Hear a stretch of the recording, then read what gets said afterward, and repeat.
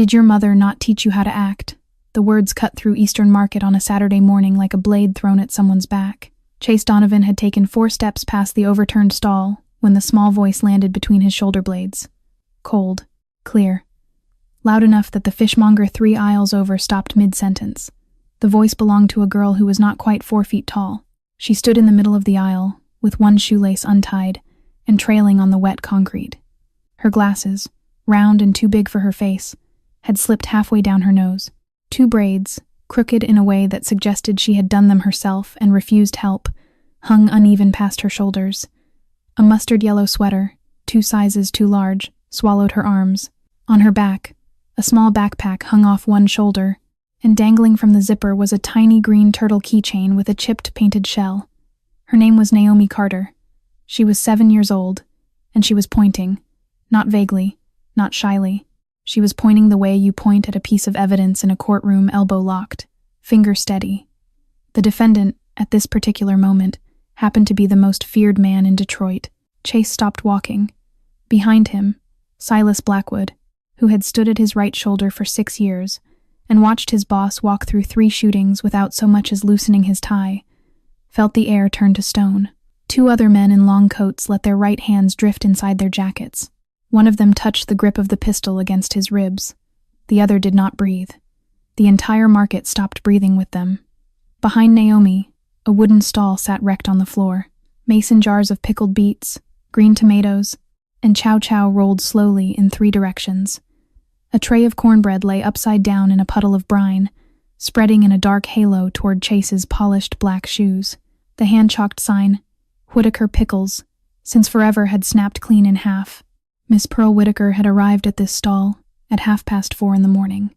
She had stacked every jar by color, then by acidity, the way she had stacked her entire quiet life for the last 28 years. 3 hours of careful hands, gone in a single unbothered stride. Chase had not stopped. Chase had not looked. Chase had walked past the disaster he had created, the way a man walks past a falling leaf. Naomi had watched the whole thing, and Naomi had followed him. "Yes, you," she said. And the market understood that she was not going to let this go. The tall one, with the coat. "I'm talking to you, mister." She pushed her glasses up with one knuckle. They slid right back down. "You walked through my grandmother's stall like it wasn't even there. You didn't stop. You didn't look.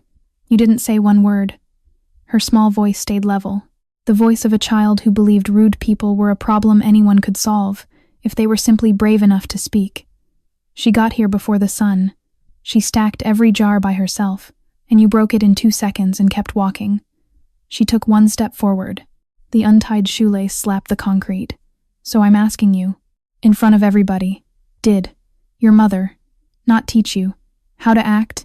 Chase Donovan turned around. He turned the way glaciers turn, slow, quiet, and with a weight that made people step backward without knowing why. His face, carved into something that had forgotten long ago it was allowed to show anything, stayed empty. Ash-gray eyes, a jaw that did not move, a black wool coat that swallowed the morning light. He looked down at the girl with the crooked braids and the untied shoe. The girl looked up at him through smudged glasses and did not blink. The market held a silence so complete you could hear the brine dripping off the edge of the broken stall. 1 drop, 2, 3, because Chase Donovan was not afraid of bullets. He had caught one in the shoulder at 23 and finished the meeting. He was not afraid of police. He had sat across from 3 federal prosecutors and walked out the front door each time. He was not afraid of death. But 6 words from a 7-year-old girl in a mustard yellow sweater had just reached inside his chest and pressed, hard, against a wound he had stitched closed 30 years ago. A wound in the exact shape of his mother. And somewhere underneath the silence of Eastern Market, in a place nobody could see, the most feared man in Detroit had just started to bleed. For 3 long seconds, Chase Donovan did not move. He was looking at the child in front of him. That was what his body was doing. But inside his skull, the morning had fallen away, and something else was rising up through him. Something that smelled of smoke. A house he had not walked through in 30 years. White-painted siding. The smell of kerosene where there should not have been kerosene. The sound of glass giving up.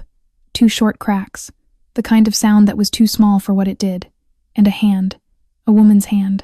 Pressed flat over his 7-year-old mouth in the dark of a linen closet, while his mother's body folded down onto the floor on the other side of the door. "Don't look, sweet boy. Don't make a sound." The memory lasted less than a heartbeat. Then the market came back. Naomi was still talking. "She gets here before the birds wake up," the girl was saying. Quite serious now, as if this was a thing he needed, explained carefully because he clearly had trouble understanding simple facts. "She carries the crates by herself. She's 68, and you broke it, so you have to pick it up. That's how it works." She pointed at a red beet that had rolled all the way to the toe of his left shoe. "Start with that one." Silas Blackwood took one short step forward.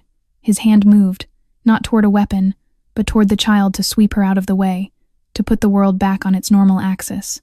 Chase lifted one gloved hand without looking at him. Silas froze mid-step. "Sir, stop." The word was quiet. Silas stopped. Chase lowered himself. The market saw it and did not believe it. A grandmother 2 stalls down made the sign of the cross.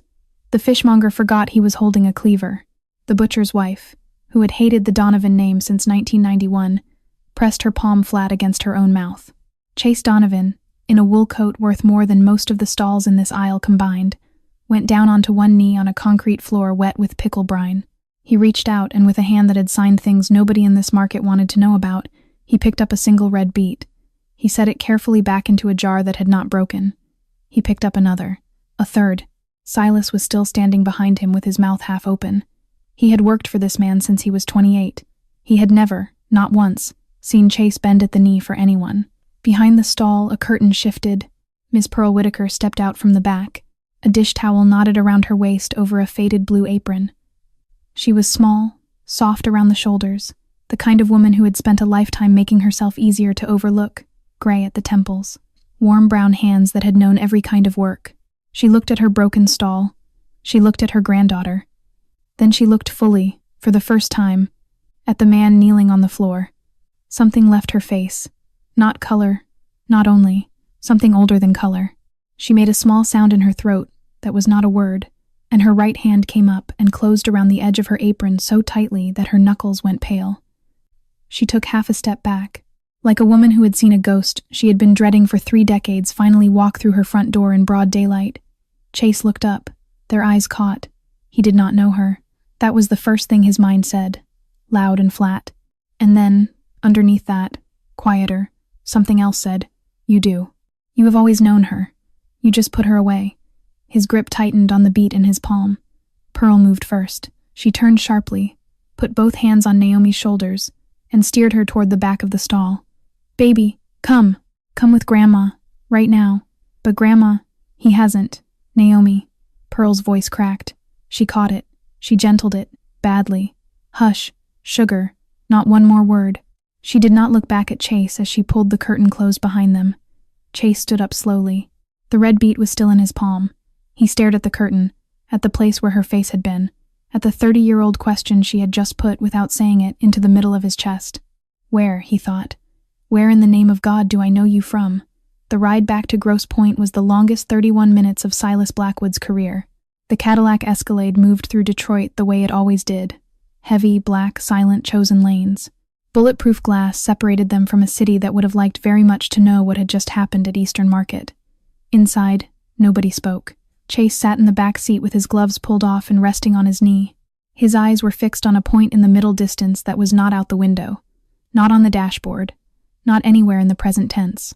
Silas drove. He watched his boss in the rearview mirror the way a man watches a pressure gauge he does not understand. Twice he opened his mouth. The first time he got as far as "Sir, if you'd like me to call," before Chase's eyes flicked up and met his in the mirror and the rest of the sentence died in his throat. The second time, near the Jefferson exit, he tried again, softer. "Boss." About the girl Chase did not look at him this time. He simply said, "Drive." Silas drove. The gate to the Donovan estate opened the way it had opened for 3 generations, slow, heavy, and without question. Chase stepped out before the car fully stopped, walked past the housekeeper, past the study, past the dining room, and straight to the private office on the 2nd floor, whose door only he and Silas ever opened. He shut the door behind him. He crossed to the bar. He took down a cut-glass decanter of whiskey, poured 2 fingers into a heavy tumbler, and set the tumbler on the desk. He did not drink it. He sat down. He reached into the bottom left drawer of his desk, unlocked the 2nd drawer hidden behind it, and took out a thin leather envelope he had not opened in 11 years. From the envelope he slid a single photograph, It had been taken in a garden, sunlight, late afternoon, the soft kind. His mother Eleanor stood in the middle of the frame, laughing at something that had happened just outside the photograph, head tilted back, one hand pressed to her throat. She was wearing the blue dress. He had forgotten she owned a blue dress until he saw it now. Beside her stood a young black woman in a gray housekeeper's uniform with a white collar, smiling more carefully, holding a boy of about 5 on her hip. The boy had his head tucked against her shoulder and one small fist closed around the collar of her dress. The boy was him. The young woman holding him had a face Chase had not looked at in so long that for a moment he could not find it in his memory at all. Then he looked at the cheekbones. He looked at the set of the eyes, how they tilted down at the outer corners. He looked at the shape of the mouth at rest. 30 years younger, 30 years lighter. But there was no question. It was the woman from the curtain. It was Pearl. He laid the photograph flat on the desk and pressed one fingertip very gently against her face, the way a man touches the edge of something he cannot afford to break. Then he reached for the intercom. Silas. In. Silas came in. He closed the door behind himself without being told. He stood at the front of the desk with his hands folded at his belt buckle and waited. Chase did not slide the photograph toward him. He turned it face down instead. The woman at the pickle stall, Chase said. His voice was low, steady, and quieter than Silas had ever heard it. Her name, her maiden name, every name she has used, where she was born, every address she has lived at for the last 40 years, every job she has held, every person she has called family, the child, the granddaughter, same thing, parents, birth records, school records, everything. Silas took out a slim notebook. He wrote, "How long?" 48 hours, Silas wrote. He did not ask what it was for. In 6 years, he had learned which questions paid and which questions did not. Quietly, Chase said, "Always, boss." Silas. Chase looked up. No one else. Not the capos, not the lawyers, not anyone who answers to the family. Silas's pen paused for one single heartbeat. He had heard instructions like this exactly twice before, and both times the world had rearranged itself the next morning. Understood. He left. The door clicked. Chase did not move for a long time. Night came the way it came over the lake in late October, purple first, then iron. The house went quiet around him. He took the untouched whiskey and the photograph out onto the second-floor balcony and stood at the stone rail, looking south toward the downtown skyline, where the lights of Detroit burned like small, cold stars. For 30 years, when Chase had thought of his mother, he had thought of a door closing in the dark. He had thought of the sound his 7-year-old mouth had made when the hand came away from it. He had thought of the word gone and all its synonyms, each of them heavy as iron. Tonight, for the first time, he thought of her and felt something else. It sat under his sternum, small and unfamiliar. It was not grief. Grief he knew by name. Grief was an old roommate. This was something he had to reach for a word to describe. Hope, finally, was the word, and it terrified him. 3 blocks south of the estate, a dark sedan sat under a dying street lamp with its engine off and its headlights out.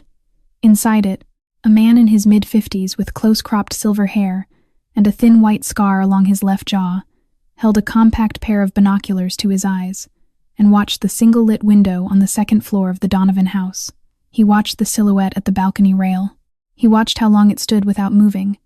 Marcus Reeves lowered the binoculars after a while, set them on the passenger seat beside a matte black case he had not yet opened, and lit a cigarette with hands that were still steady at 55. "So," he said quietly, to no one, to himself, to a ghost he had put in the ground 30 years ago and had just watched climb back out, "The boy is finally looking." He drew in smoke. He let it out slow. About time. The apartment sat on the 3rd floor of a narrow brick walk-up on Gratiot Avenue, one of the last buildings on the block that still had a working radiator and a landlord who answered the phone. 3 small rooms, a kitchen with a window that faced an alley, a fire escape where Pearl grew tomatoes in summer and cleared snow off with a broom in winter. That evening, the kitchen smelled like bean soup. Pearl stood at the stove in a house dress and slippers, stirring a pot that had been her mother's before it was hers. The spoon in her hand was steady, mostly. When she thought Naomi was not watching, it trembled, just once, and she pressed her wrist against the counter until it stopped. At the kitchen table, Naomi sat with her math workbook open, a yellow pencil in her left hand, and her glasses pushed up on her forehead. Her shoelace was still untied. Her mustard sweater was now on the back of the chair. And then, Naomi was saying, swinging one foot under the table, I told him to start with the beat by his shoe, because that one was the closest. It's just logic, Grandma. If you broke it, you start at the nearest thing and you move outward. Pearl made a small sound that could have been agreement, and he did. The spoon stopped moving. He did it, Grandma. He got down on the floor, right on his knee, in his fancy coat, and he picked up the beats, one at a time. I counted 7 before you called me. Pearl started stirring again. So, Naomi said, clearly waiting for a part of this story that had not yet been acknowledged. I think I did a good job. Pearl set the spoon on the rest. She crossed to the table, slid into the chair opposite her granddaughter, and folded her brown hands in front of her. The left one was still trembling, just at the thumb. She tucked it under the right. Baby, look at Grandma. Naomi looked. When a stranger makes you feel something in your belly that says careful, you feel that, don't you? You felt that this morning? A little. Next time, you listen to it. Next time, you come find me first. You don't walk up on a grown man by yourself. Not any man. Not ever. But he was Naomi. Something in Pearl's voice was not scolding. It was older than scolding. It was the voice of a woman who had once bent down in a burning hallway and pressed her hand over a child's mouth and had never fully stood up straight since. Naomi heard it. She did not know what she was hearing, but she heard it. She closed her workbook. Okay, Grandma, Pearl exhaled. She reached across the table and brushed a loose piece of braid back behind Naomi's ear. Eat your soup. Naomi ate. She was quiet for maybe 20 seconds. Then she pushed her glasses down from her forehead onto her nose, looked carefully at her grandmother over the rim of the spoon, and said, Grandma, did you know him? Pearl did not look up from her bowl. Know who, sugar? The man in the coat. When he turned around, you made a face. You never make that face. You made a face like when the landlord comes up the stairs, but worse. Naomi tilted her head. You knew him. The kitchen held very still for a moment. I'm tired, baby, Pearl said, and her voice was careful. Careful, careful. Eat your soup. Naomi did not push. That was one of the things about Naomi she knew when to stop asking out loud. She kept eating, but behind the round glasses, behind the bean soup, a small door closed in her mind with the word unresolved written on it. The way Naomi filed all things that the adults in her life tried to step around. She would come back to it. Later, after the bowls were rinsed, after teeth were brushed, after the turtle keychain was unclipped from the backpack and set carefully on the nightstand, Pearl pulled the blanket up to Naomi's chin and sat down on the edge of the narrow bed. Sing the sparrow one, Grandma. Baby, you're too old for that song. I am not. Pearl smiled. It was a small smile, a tired one, but it was real. She laid her hand on top of the blanket over Naomi's ribs and began to sing, low, the way people sing when they are not trying to sing so much as trying to put a small body to sleep. Hush, little sparrow, the night don't last. Mama's hand will hold you fast. Trouble walk heavy, trouble walk slow. But morning, little sparrow, morning gone come for you know. The melody was older than the apartment, older than Gratiot Avenue. A blues lullaby from Detroit in the 50s.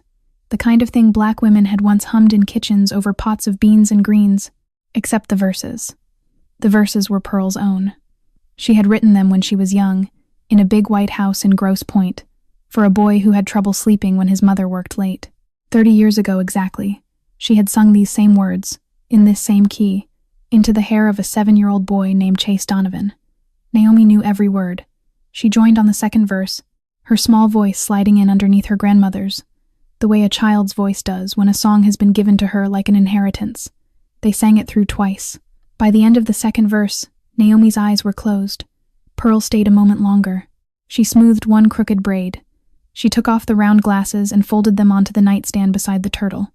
She watched her granddaughter breathe.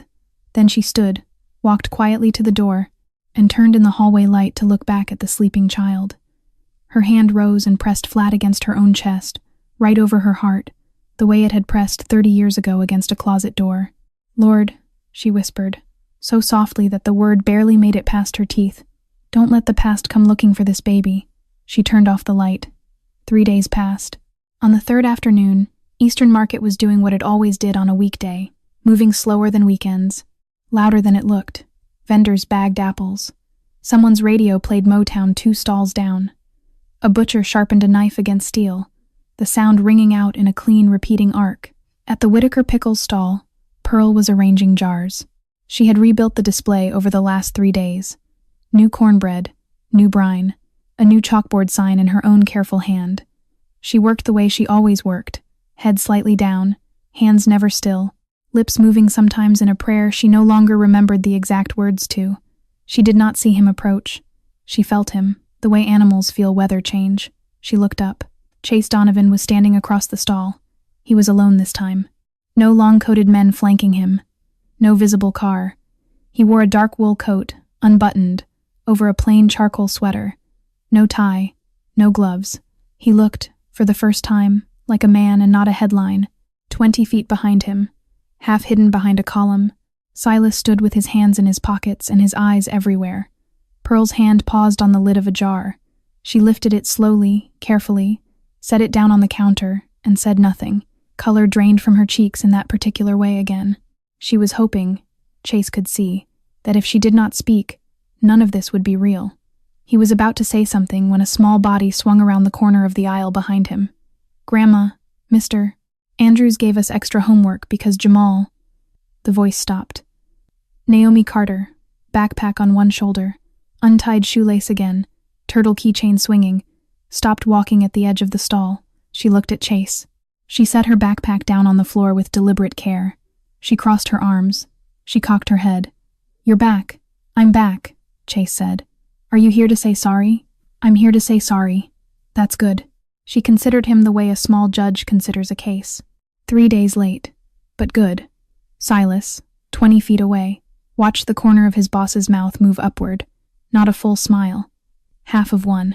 A thing that pulled at the left side of Chase's face and almost reached his eyes. In 6 years of standing behind this man through shootings, funerals, negotiations, Christmas dinners at the Donovan estate, Silas had never once seen it. He made a small, involuntary sound and then pretended he had not. Chase turned back to Pearl. "I'd like to buy all of it," he said quietly. Pearl blinked. "All of every jar on the stall. Every loaf of cornbread. All of it." He slid a folded bill across the counter. It was a $100 bill. Pearl's hands did not move toward it. "That's too much, sir." "Keep the change." "Sir, I can't keep it, Mrs. Whitaker. Please." She heard him say her name. Her shoulders tightened the way a rope tightens. Naomi, meanwhile, had not moved. She was staring at the money on the counter with a small frown gathering at the bridge of her nose. She walked around the stall, came to stand directly in front of Chase, and looked up at him through her glasses with her chin lifted. "You think money fixes it?" Chase looked down. "I think it doesn't." You walked through her stall like she wasn't a person. $100 doesn't fix that. You have to use the words, out loud, with your mouth. Pearl made a soft, mortified sound behind her. "Baby, that's enough." Chase raised his left hand. Palm up, the way you raise a hand to stop a friend from apologizing for you. Pearl's sentence died. And then he did something nobody in Eastern Market that afternoon had ever seen a grown man in a $5,000 coat do. He bent, not to one knee this time, all the way down. He lowered himself into a crouch in front of the 7-year-old girl in the mustard sweater so that his face was level with hers, so that his gray eyes and her brown eyes were the same height. And he said, slow and low and clear enough that Pearl heard every syllable, "You're right. I'm sorry, Mrs. Whitaker. I'm sorry for walking through your stall. I'm sorry for not stopping. I should have stopped, and I should have helped, and I didn't, and that was wrong." There was a small silence. Naomi tilted her head the other way. She considered his face very seriously, like a person inspecting a math problem for errors. Then she gave one slow, firm nod. "Okay, now it counts." Chase exhaled. He rose to his full height. His eyes moved past Naomi, found Pearl, and stayed there. Pearl was looking at a jar. She was looking at a jar with an intensity that suggested the jar had personally wronged her. Chase's voice dropped, almost gentle. "Mrs. Whitaker. You worked up in Grosse Pointe, didn't you?" It was not really a question. Pearl's hand jerked. The jar of red pepper relish she had just picked up slid out of her fingers, struck the concrete edge of the stall, and exploded. Glass sprayed. Deep red sauce burst across the pale concrete floor in a long ragged arc, spreading outward in a pattern the exact color of arterial blood. For one long second, nobody in that aisle moved. Pearl stared down at the mess at her feet. Chase did not look at the mess. He was looking at her face. And her face, for one uncontrolled second, told him everything he had come here to find out. 11 that night, the second-floor office at the Donovan estate. One lamp burning, brass green, on a corner of the desk. The whiskey from 3 nights ago still sitting untouched on the coaster, a thin film of dust beginning to settle on its rim. Silas Blackwood knocked twice, waited for the single word, and came in.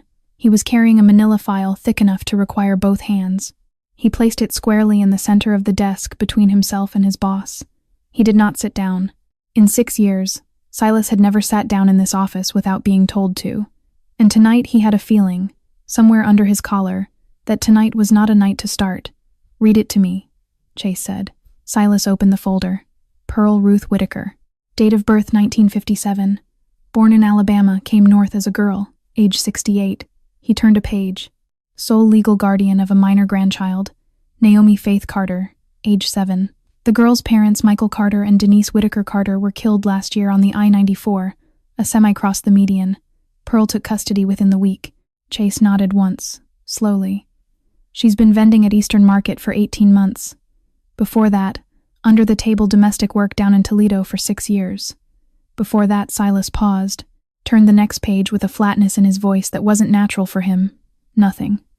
Chase lifted his head. Define nothing. No tax records. No lease. No utility in her name. No driver's license renewed. No Social Security activity. From 1995 until about 2014, Pearl Whitaker does not appear in any public database I can access. 28 years, boss. She was a ghost. The word landed. Chase did not speak. Silas turned one more page and set his thumb on it, the way a man sets his thumb on a detonator. But I found her. 1993 to 1995, she was employed full-time at a private residence in Grosse Pointe, head of household staff. Lived in. Signed W-2 under the name Pearl R. Whitaker, matched to the same social. He paused. He looked up, and for the first time since entering the room, he looked his boss directly in the face. "The residence was yours, sir. Pearl Whitaker was the senior housekeeper for Mrs. Eleanor Donovan. She worked for your mother." The silence that followed had a weight to it. Chase set both palms flat on the desk. He pushed his chair back. He stood, turned his back to Silas, and walked 3 steps to the window. From there, the city was only a scatter of faraway light, a quiet glitter over dark water. He rested one hand on the window frame. His shoulder blades, under the dark sweater, moved once. It was not a large movement. It was the kind of tremor a man has when something inside him has shifted half an inch, and he is trying very hard to hold the rest of himself in place over it. Silas, who could read weather in a room the way a fisherman reads sky, saw it and understood that he was about to be asked to leave. "Out," Chase said. "Close the door." "Yes, sir." Silas. "Sir." "Close it." Silas stepped out. He pulled the door shut behind him. The latch caught with a soft, precise sound. He stood on the other side of it in the hallway for a long moment before he realized he was doing it. In 6 years, he had never been asked to close a door. Inside the office, Chase turned back to the desk. He sat. He pulled the file toward himself and opened it to the last tab. Behind that tab was a photocopy of a newspaper clipping, yellowed and scanned twice to legibility. Detroit Free Press, October 1995. A grainy photo of a burning house, Grosse Pointe fire trucks, a hose in the foreground. Fire claims socialite, 1 dead at Donovan estate. Eleanor Donovan, 32, wife of the late Robert Donovan and mother to a 7-year-old son, perished in an overnight blaze at the family residence. Investigators cite an electrical fault. The household's longtime senior housekeeper, Pearl R. Whitaker, is listed as missing and is presumed to have died in the fire. Chase read it twice. He laid his palm, slowly, on the old photograph of his mother's face beside the column. And for the first time in 30 years, something wet fell from his face and landed on paper. He lifted his hand. He looked at the small dark spot it had left on the printout. He watched it spread and stop. Then he drew the back of his wrist once across his eyes, hard, and his face went cold again. Something was not right. Something in the story Silas had just read him did not close. If Pearl Whitaker died in the fire, he thought, then who is selling pickled beets at Eastern Market? And if she did not die, then where did she go for 28 years, and why? He turned that over. Or, he thought, and his breath paused in his throat, or she did not die because she did not stay, because she got out, because she took someone out with her. A hand came up inside his memory. A small dark hand, smelling faintly of soap and starch, pressed flat over his 7-year-old mouth in the dark. A woman's voice, low, close to his ear, trying not to shake. "Hush, sweet boy. Hush now. Grandma's getting you out." Chase sat very, very still. He had not remembered the word grandma in 30 years. The voice that had spoken it into his ear in a burning house in October of 1995 had been the voice of the woman at the pickle stall. Pearl had not just known his mother. Pearl had carried him out. Chase did not sleep that night. At 7 the next morning, he was already in the car. He drove himself. Silas had tried to come. Chase had told him, without raising his voice, to wait at the estate. The Escalade, without its usual weight of men, felt strange in his hands as he moved through the early light along Gratiot and down into Russell Street. Eastern Market at that hour was half awake. Sawdust in the air, a forklift moving pallets at the far end. The vendors who arrived early were drinking coffee out of paper cups and pretending not to watch each other. Chase walked down the aisle with his coat open and his hands empty. The Whitaker Pickles stall was set up, but unattended. The front curtain was tied back.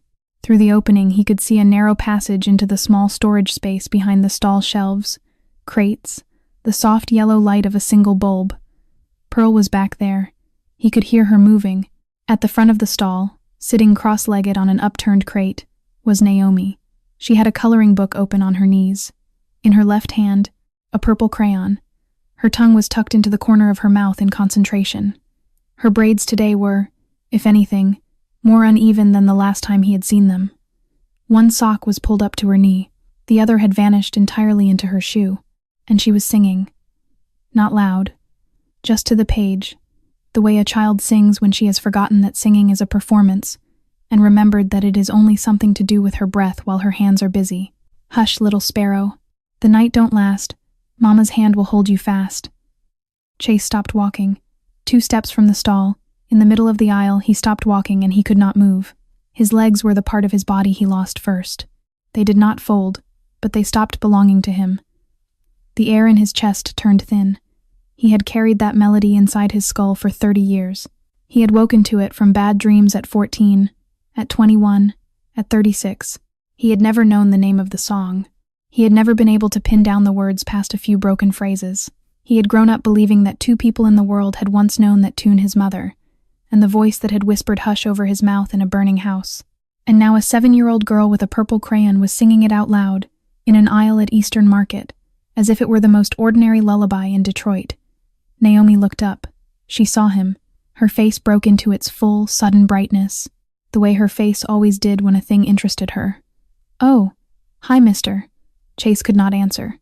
"Do you want to hear the rest?" She turned the coloring book over on her knee, setting the crayon down with the careful ceremony of a small professional. "My grandma taught it to me. She says there's only 2 people in the whole world who know every single verse." Chase heard himself, from somewhere outside his body, manage to speak. "Who are the 2, Naomi?" She shrugged, pushing her glasses up with the back of her wrist. "Grandma won't tell me, but she said she used to sing it to a little boy a long time ago. She said he loved it the most." Chase took 1 step, blindly, toward the crate opposite her. He sat down. He had not decided to sit. He had simply arrived there. His hands went to his knees. They closed into fists. The tendons along the backs of his fingers went white. He bent his head. He could not look at the child in front of him, because if he looked at her face right now, he was going to come apart in the middle of Eastern Market. And that was not a thing Chase Donovan did. He listened to her breathe. Behind the stall, a small sound. Pearl had stepped out of the storage room holding a wicker basket. She took 1 step into the open and froze. The basket slid out of her hand and tipped to the concrete with a soft thud, spilling a row of cornbread rolls. She did not bend for them. She looked at Chase, head bowed, hands white on his knees, shoulders folded inward like a man holding something together from Z. She looked at her granddaughter, singing his lullaby to him without knowing she was doing it. She knew. Pearl Whitaker, who had spent 28 years outrunning this exact moment, stood in the back of her stall at Eastern Market and understood that the running was over. She did not move. She did not call Naomi to her. She did not reach for the back door she had always made sure was unlocked. She simply stood there, her thin shoulders going up and down with her breath, and tears slid down her face without her permission and without her bothering to stop them. Chase lifted his head. The 2 of them looked at each other across the top of Naomi's crayons. No one spoke, but 30 years of silence broke open between them, quiet as ice shifting under a river. Naomi felt it before she understood it. Children always do. She set her coloring book aside, climbed down off the crate, walked around the corner of the stall, and reached up to take her grandmother's hand. "Grandma." Pearl looked down at her, blinking. "Did the mister make you cry?" Pearl laughed. A wet, broken, beautiful laugh. She shook her head. "No, baby, no. The mister didn't make me cry." She pressed her free hand to her mouth, took it away, and looked back at the man sitting on the crate at the front of her stall. The mister is the little boy. Across Russell Street, on the far side of the chain-link fence that bordered the market's north lot, a gray Buick sedan sat idling without its headlights on. The car had been parked there for an hour and 40 minutes. Inside, a man in a dark windbreaker held a small pair of Steiner binoculars to his eyes and did not move his head. The lenses were trained on the mouth of the Whitaker Pickles stall. He had watched Chase Donovan walk in. He had watched him stop in the middle of the aisle. He had watched him sit down on a crate opposite a child, and then, 2 minutes later, he had watched an old black woman come out from behind the stall and stop breathing for a beat. Marcus Reeves was 55 years old. Close-cropped silver hair, cut the way a man cuts his hair when he learned how in the service and never updated the habit. A thin white scar ran along his left cheekbone from ear to the corner of his mouth. A souvenir from Jalalabad that had nothing to do with anything he did now. His hands were quiet on the wheel. They had been quiet for a long time. He set the binoculars down. He took out a phone, a cheap flip model, prepaid, nothing a detective could do anything with if it ever turned up in a drawer, and dialed a number from memory. One ring. Pick up. No greeting. "It's me," Marcus said. The voice on the other end was older, deeper, and measured. A voice that never raised itself because it had never needed to. "Go." The boy found her. The silence that followed was not surprise. It was calculation. "Where?" "Eastern Market. She's been there the whole time. Running a pickle stall under her own name, if you can believe it. He's with her right now. Sat down on a crate like a little boy. I think he knows. How much does he know? Enough that he's still sitting there." Another silence. "Handle her," the voice said, "before she opens her mouth. Clean. The kind of clean where Chase does not suspect anything he cannot be made to accept." Marcus closed his eyes for half a second. "There's a kid." "Yes, a granddaughter. About 7. She's on her shoulder every day." The pause on the other end was not hesitation. It was the time a man takes to decide a thing with no regret because he has already decided it. "Both," Vincent Donovan said. The line went dead. Marcus lowered the phone into the cup holder. He exhaled once through his nose, a long, slow exhale that had no emotion in it at all. Then he reached into the inside pocket of his windbreaker and pulled out an envelope. And from the envelope, a photograph. It was old. The color had gone orange at the edges, the way 1990s color film did when you kept it in the dark for 30 years. In the photograph, a young black woman in a torn housekeeper's uniform was running across a wet lawn at night. She was barefoot. She was carrying a small boy against her chest, his face buried in her throat. Behind them, a large white house was on fire. The photograph had been taken at a distance, with a long lens, from a hedge near the rear gate of the Donovan estate in October 1995. Marcus had taken it himself. He had been the man inside the house 40 minutes before. He had been the one who did the job. And when he was walking back across the lawn toward his car, he had seen Pearl Whitaker running the wrong direction through the smoke with a boy on her hip, and instead of ending her, he had raised his camera and pressed the shutter. Because a smart man, in his line of work, always kept a second leash on the man who paid him. For 30 years that photograph had been his life insurance. Vincent Donovan could not have him killed, because if Marcus died, this picture proof that the housekeeper and the boy had both walked out of that fire alive would surface in places neither of them could afford it to surface. But now the boy had gone and found the housekeeper by himself. Marcus held the photograph between his thumb and forefinger and thought about what it was worth now. If Pearl died clean tonight, the photograph was worthless. A photograph of a woman getting away means nothing when the woman is not alive to confirm it. His leash on Vincent would snap. If Pearl lived and spoke, he was a dead man. The only play left was a narrow one. He had to put her in the ground without destroying the leverage, keep the photograph, keep the story, make Vincent think Marcus still had something to sell. He slid the picture back into the envelope. He started the engine. Across the street, the Whitaker stall curtain shifted, and Pearl stepped out, her hand tight around her granddaughter's. The bus for Gratiot Avenue was pulling up to the stop on the far corner. Pearl kept her head down. She boarded. Naomi followed, turtle keychain swinging. The gray Buick pulled out and slid into traffic 3 cars behind the bus, slow and unhurried. Inside the market, Chase Donovan stood at the edge of the aisle with his hand on a column. He was watching the bus pull away. He watched the cars behind it. He watched a gray sedan he had not seen before ease out of a lot across the street and fall into position behind the bus with a practiced, unhurried 2-car gap.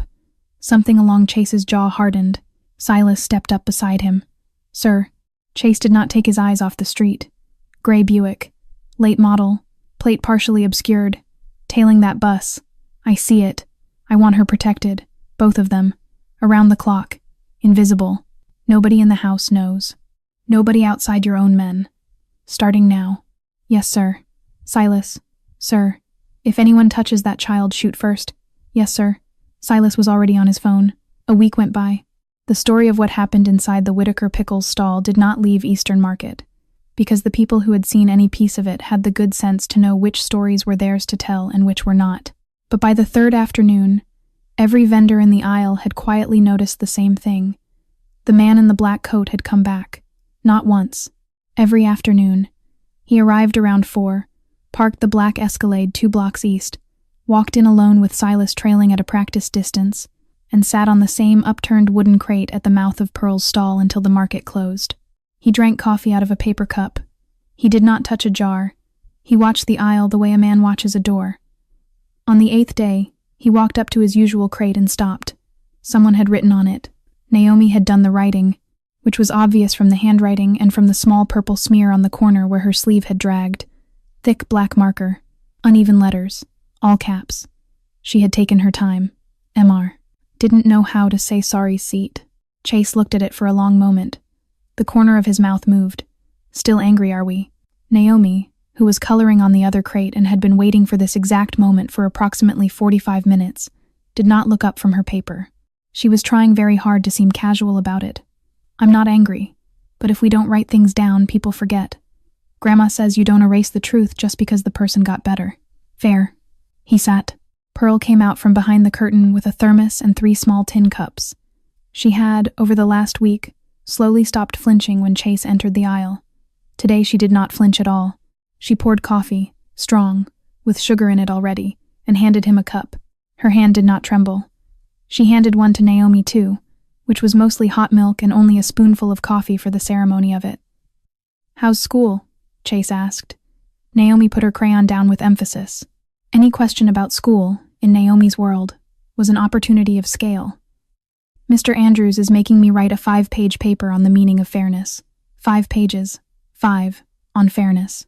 She rolled her eyes in a way that was, unmistakably, a small version of her grandmother. "I told him I could do it in 1 sentence, but he said that wasn't going to fly." "What's the sentence?"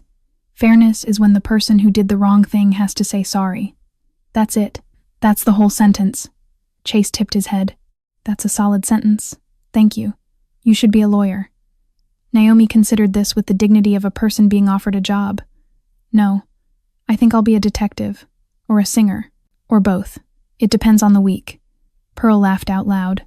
It was the first time Chase had heard her laugh, and the sound surprised him in a place low and soft that he had not been prepared for. He looked up at her. Pearl looked back at him across the rim of her tin cup, and for the first time, her face held no fear. What was in her eyes instead was something older than fear. It was the look of a woman who had once walked a crying 7-year-old boy up and down a back hallway for 3 hours at 2 in the morning, humming, because his mother was at a function downtown, and the boy would not close his eyes without a voice in the room.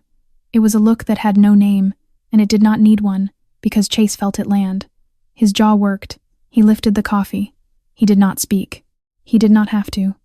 25 feet behind him, Silas stood with his back to a support column, eyes on the aisle, one hand pressed lightly to the earpiece in his right ear. A voice on the other end was low and clean. Gray Buick. Same plate. West entrance. Parked across at the Gradiate corner. Driver same profile, silver hair. Male, mid-50s. Been there 12 minutes. Silas did not reply. He walked casually toward the mouth of the aisle, pulled his phone as if to take a call, and flicked the camera open at his hip. Back at the crate, Chase was mid-sip. His hand tightened on the cup. It was not a visible tightening. It was the smallest movement, The kind only a man who had handled a cup exactly the same way 1,000 times would notice in himself. The tin creaked softly under his thumb. Nothing in his face changed for Naomi. "Uncle Chase." He turned. "Yes." Naomi was looking at him with a small, thoughtful frown, the way she looked at a question on a worksheet that had turned out harder than it first appeared. "Where's your mom?" Pearl's hand stopped moving over a jar label. Chase set the cup down on his knee. He did not answer immediately. He did not want to answer with the voice he used in his office. "She passed, Naomi, a long time ago." "Oh." Naomi's face changed, and it changed gently.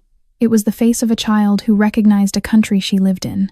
"I'm sorry. It's all right. I know what it's like. My mom and my dad, they died last year, in a car, on the highway." She said it the way she said things, without decoration, because it was simply true. "I still have Grandma, though. She's enough." Chase looked down at his coffee. "Do you have anybody, Uncle Chase? Left?" For a beat, the aisle seemed to thin out around them. Somewhere behind Silas, a vendor was yelling about apples. Somewhere outside, a bus hissed at a stop. Chase lifted his eyes. He looked past Naomi's braids, past the purple crayon, and found Pearl, who was standing very still behind her counter with both of her brown hands pressed flat against the wood. "I thought I didn't," he said quietly. He held Pearl's gaze. "But I think," he said, and his voice was not the voice of the most feared man in Detroit, "I think I just found someone." That night, Chase drove himself to Gratiot Avenue without Silas. He parked the Escalade 2 blocks east of the walk-up, under a street lamp he had chosen because the bulb was out. He went up on foot. He took the stairs because the elevator was the kind of small space a man in his life had learned not to put himself into. 3 flights. A narrow hallway that smelled faintly of bleach and onions and old radiator paint. Apartment 3C. He stood outside the door for a moment before he knocked. Pearl opened it in a cardigan pulled over her house address. She did not look surprised to see him. She had been expecting him, perhaps, since the afternoon in the stall, perhaps for longer. "Naomi?" he asked quietly. "Asleep since 8. Come in." He came in. The apartment was small, warm, and very clean. A kitchen that opened into a living room.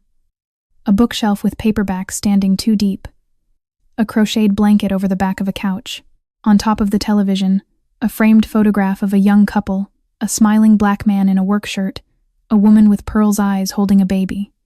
Naomi's parents. Chase looked at it once. He did not ask. Pearl poured 2 cups of black tea. She set one in front of him, at a small table by the window, and lowered herself carefully into the chair opposite. The overhead light was off. Only the small lamp in the corner, with its warm yellow shade, was burning. She wrapped both hands around her cup. "Eleanor," she said, "was ironing a dress that night." "No, I was ironing the dress." She was on the phone in the parlor. She had a dinner the next evening at the DIA, and she couldn't decide between the emerald one or the black one. I had them both on the board. Her voice was low, even. She had told this story to herself so many times that she no longer had to feel it to tell it. I heard the door in the kitchen. Not a knock, a splinter. Chase did not move. 4 men, masks. One of them already had a canister in his hand kerosene. I could smell it before I saw it. Your mother came running. She was barefoot, I remember that. She had taken off her shoes on the phone. Pearl's mouth moved faintly, almost a smile. She was always doing that, taking off her shoes. "She pushed you," Chase said. "She pushed me and she pushed you. Into the linen closet under the back stairs. It wasn't a closet, really. A broom space. She slammed the door and I heard her say to them, very clear, like she was ordering something in a restaurant. Whatever you came for, take it and go. There is nobody else in this house." Chase closed his eyes. "I put my hand over your mouth," Pearl said. "You didn't cry. You looked at me with those eyes, same eyes you have now, 7 years old, and you looked at me like you already understood. A long breath. Then I heard 2 shots, small ones, close together. And then a man's voice, very calm, said, 'Done. Light it up. Make it look like an accident.'" Chase opened his eyes again. His hands lay flat on the table, palms down. They did not move. "That voice," he said. "That voice," Pearl agreed softly. "You didn't see him. I didn't see a face. The closet door had a seam, but I couldn't risk an eye to it. I only heard. And you remember it. Every word." Chase waited. Pearl took a small sip of her tea. "I carried you out the service door at the side of the kitchen. The fire was already in the drapes by then. I crossed the lawn barefoot too, I realized later, and I went through the hedge at the Kersey property next door. I put you in the back of their delivery van. I paid a man in Toledo $500 to drive us both to a bus station, and from that bus station I took us to a cousin's porch in Alabama, and I did not come back above the ground for 23 years. Why didn't you go to the police, Pearl? Her eyes filled. Because I had no proof. I had heard a voice. I had no body to show. I had a 7-year-old boy who could be killed the instant anyone knew he was alive, and I had seen enough of your family by then to know that there is no door in this city that a Donovan cannot walk through if he wants to. I decided, Chase, forgive me. I decided that you growing up in the dark was better than you not growing up at all. He did not speak for a long moment. You remember the voice. I remember it. Tell me. You are not going to want to hear it. Tell me, Pearl. She looked at him, properly, across the small table. The lamp put warm light on one half of her face and left the other in shadow. When she spoke, it was gentle, the way a woman is gentle when she has to put a dog down. It was your uncle, sweetheart. It was Vincent. Chase stood up. He stood up so fast that the chair behind him scraped backward on the wood floor, and the teacup on the edge of the table went with his elbow. It struck the floor, broke cleanly into 3 pieces, and the black tea spread in a dark arc across the boards. That isn't possible. Chase. He raised me, Pearl. He picked me up from the hospital. He put me to bed. He paid for my schools. He stood at my father's grave and told me I was his own. Pearl was crying now. The quiet kind, without sound. Why do you think he raised you, baby? Chase said nothing. To control the family, so that when the time came, the heir would belong to him, so you would never, ever look backward, so you would grow into exactly the knife he needed. Why do you think he never let you ask about the fire? Chase stood in the middle of her small kitchen with broken china at his feet, and the autumn wind rattling the window sash behind him, and for the first time in his adult life, he did not know what to do with his hands. Outside, the wind off the Detroit River pushed through the seam of the 3rd-floor window and made a low sound, almost a voice, almost a name. Chase got back to the Donovan estate a little before 2 in the morning. He did not go to bed. He did not turn on the main lights. He walked through the dark of his own house the way a man walks through a place he has just realized he has never actually owned, past the portrait of his grandfather on the landing, past the suit of ceremonial armor Vincent had bought at an auction in Turin, past the library where, on a Christmas morning when he was 9, a man in a gray cardigan had handed him a silver pocket watch and said, "Your father would have wanted you to have this, son." He went into the office and locked the door behind him. He knelt at the wall safe behind the Rothko. He had not opened this safe in 11 years. The combination was his mother's birthday, March 22nd, a detail Vincent had set for him at 14 with a hand on his shoulder, telling him, "Put her somewhere you'll remember, so she never leaves." Now that sentence, spoken in that cardigan-gray voice, sounded different. Inside the safe, behind 3 stacks of bearer bonds and a pistol he did not touch, sat a cedar box no bigger than a large book. He took it out, set it on the desk, and opened it. Eleanor Donovan's diary. He had not opened it in 30 years. At 14 he had tried, and he had broken at the first sentence.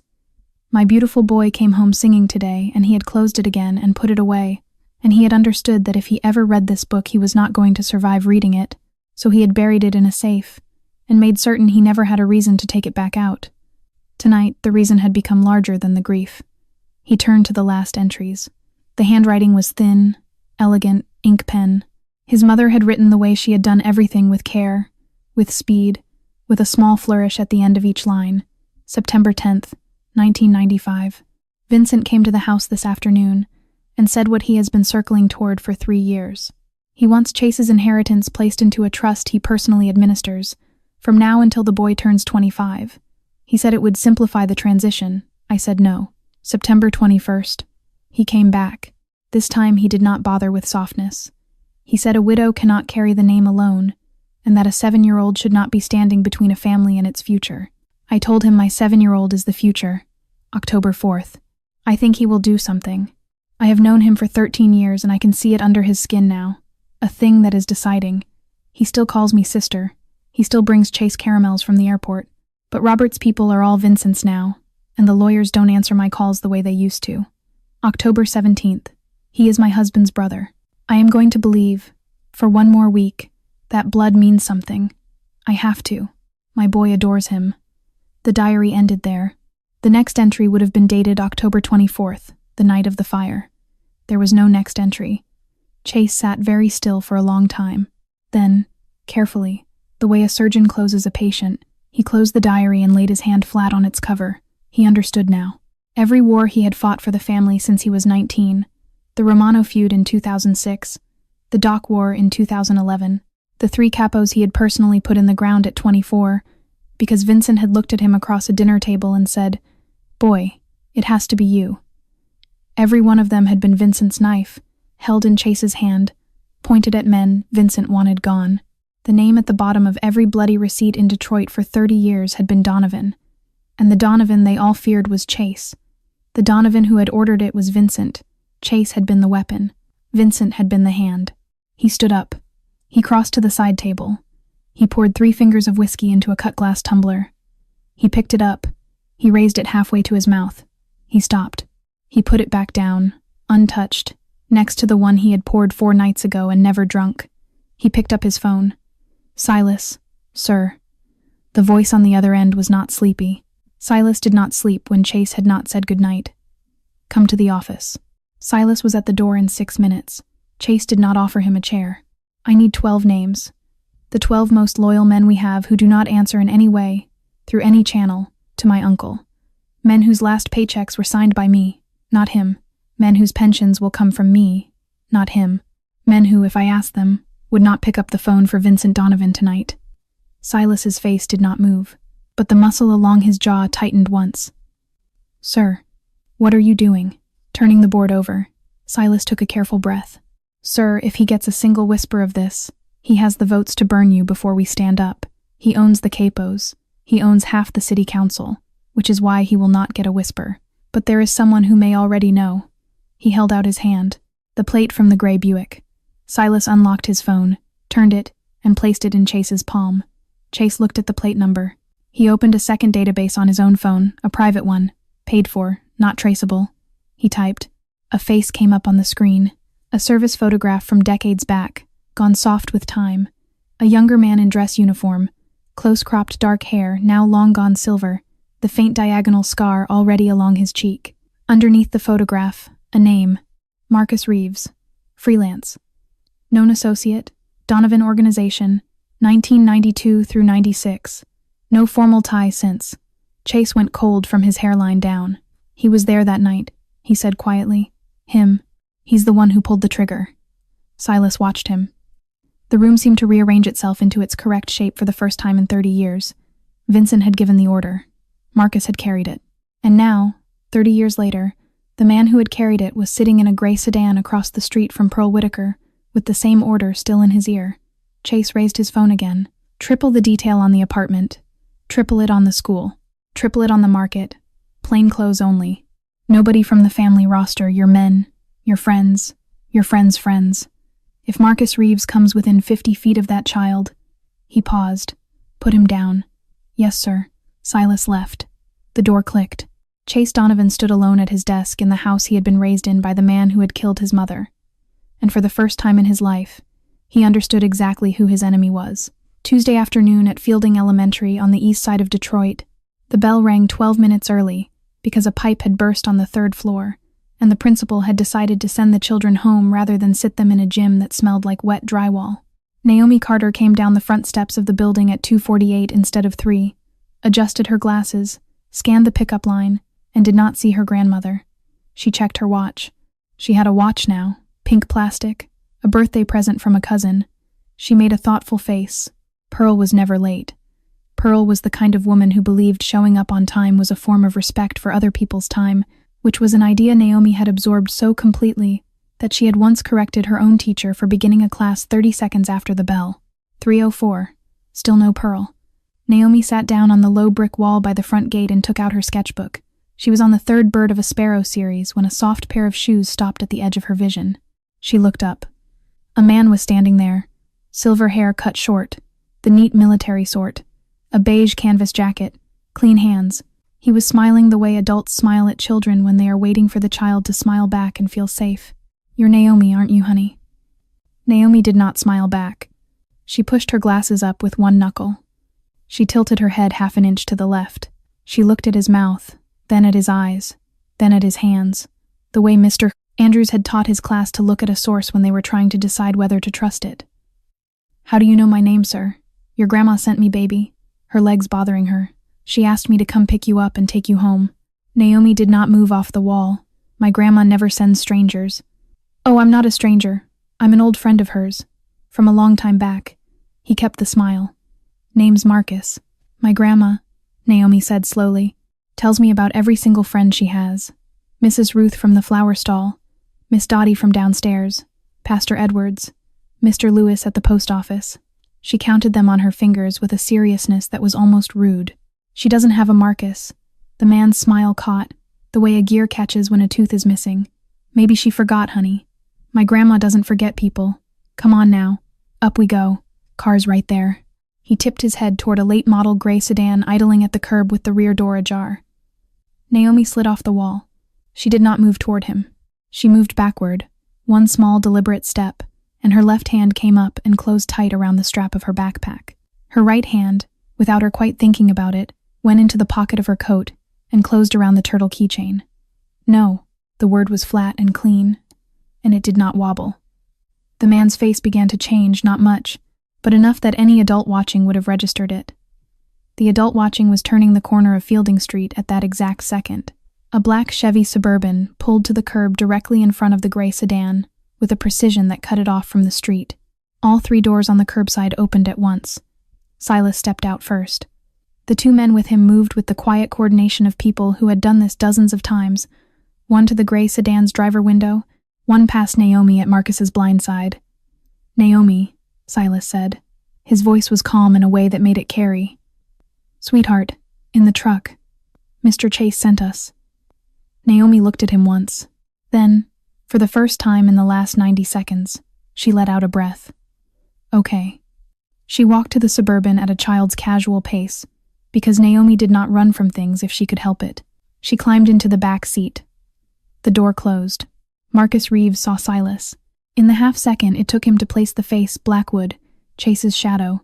6 years. Never off-leash, something moved across Marcus's expression and then flattened out again into nothing. He adjusted the canvas jacket.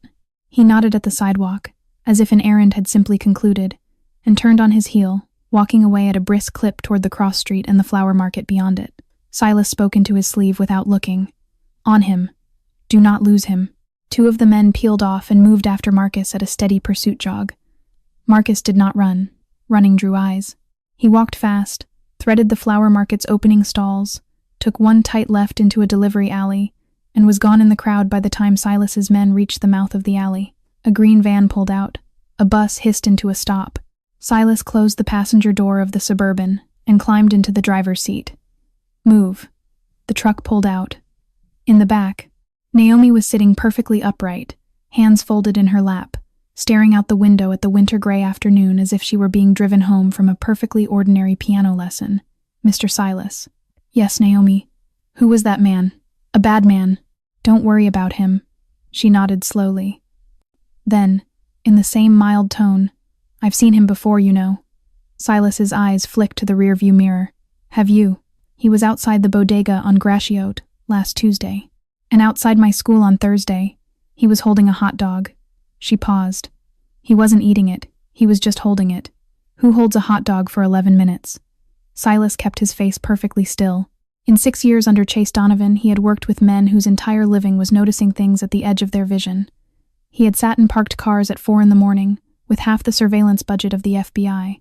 He had trained 2 of his own men in the art of middle-distance observation. And none of them, not one, would have flagged the hot dog. He met her eyes in the mirror. "You're a very unusual child, Naomi." She did not take it as a compliment. She took it as a fact. "Is Uncle Chase going to be all right?" "Uncle Chase is going to take care of you and your grandma. That's his job now." Naomi was quiet for a moment. She leaned her temple against the cold window. "I'm not worried about me," she said eventually. "I'm worried about him. His eyes are sad, Mr. Silas. They've been sad this whole time. By nightfall, the apartment on Gratiot was empty. Chase had not asked Pearl to pack. He had sent 2 of Silas's people, a married couple who did this kind of work, and did it with dignity, a woman to help Pearl fold her own things into her own suitcase, a man to carry down the turtle keychain, the coloring books, the yellow sun blanket, and the framed photograph from the top of the television. Nothing was rushed. Nothing was thrown. Pearl walked out of her own front door with her purse over her arm, the way she would have walked out of it on any other Tuesday. And the door closed behind her on 28 years of holding her breath. Chase was waiting by the Escalade at the curb. He held the passenger door open himself. "Mrs. Whitaker." Pearl looked up at him. "Chase, please." She got in. They drove north.